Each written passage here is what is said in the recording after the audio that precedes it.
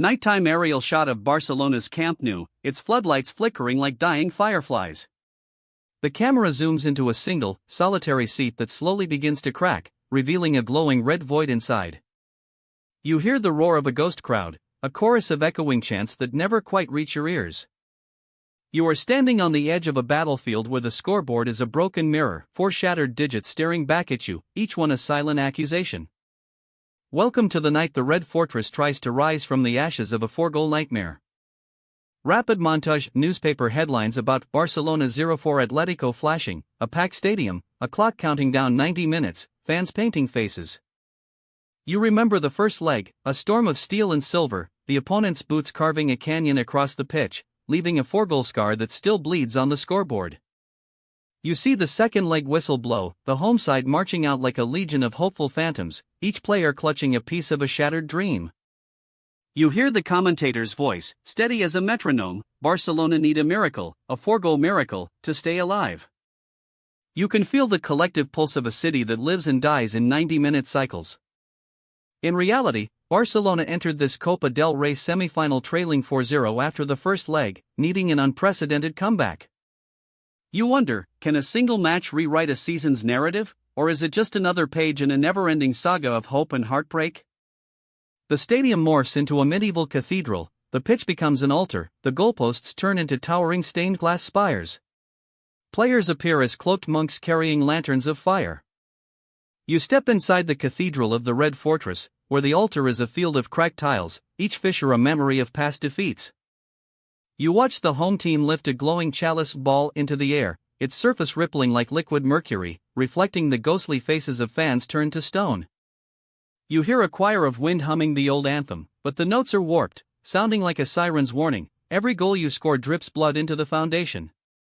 Victory is a candle that melts the very walls that shelter it. You see the first goal break through a stained glass window, shards scattering like rain-splattered confetti across the nave. You notice the opposing side, Atletico, materialize as armored gargoyles perched on the roof, eyes glowing amber, ready to hurl stones of doubt.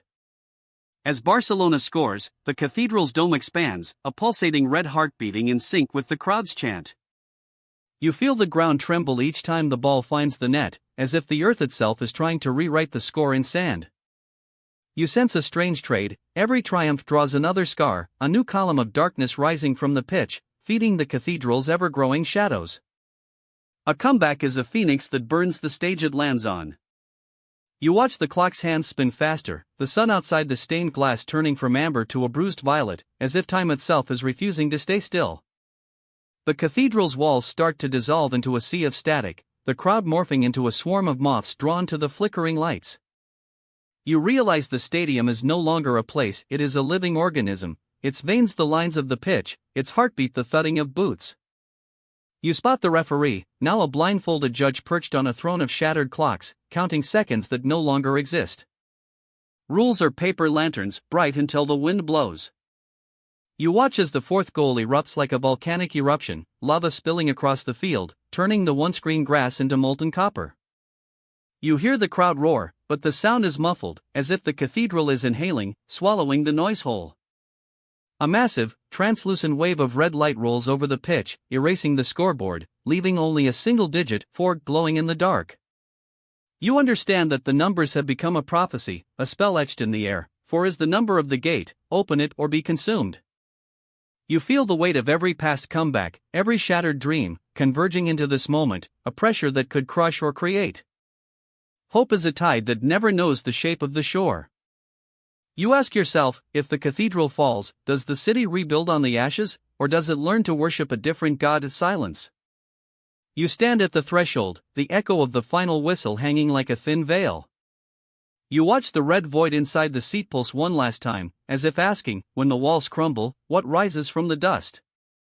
If a city's identity is built on a single night of triumph or defeat, can it ever truly escape the shadows of its own scoreboard? If you felt the chill of the cathedral's breath, hit subscribe and ring the bell.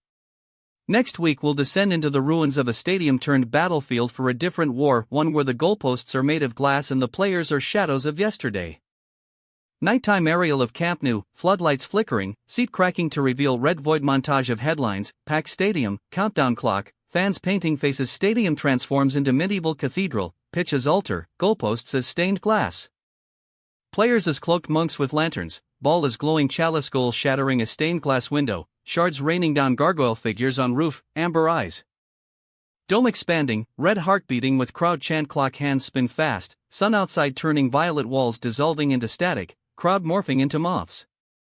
Referee as blindfolded judge on throne of broken clocks, fourth goal erupts like volcano, grass turning to copper red, wave erasing scoreboard, leaving single glowing 4. Pull back to arena as giant blinking eye, pupil showing 4-4 black screen with flickering candle, outro.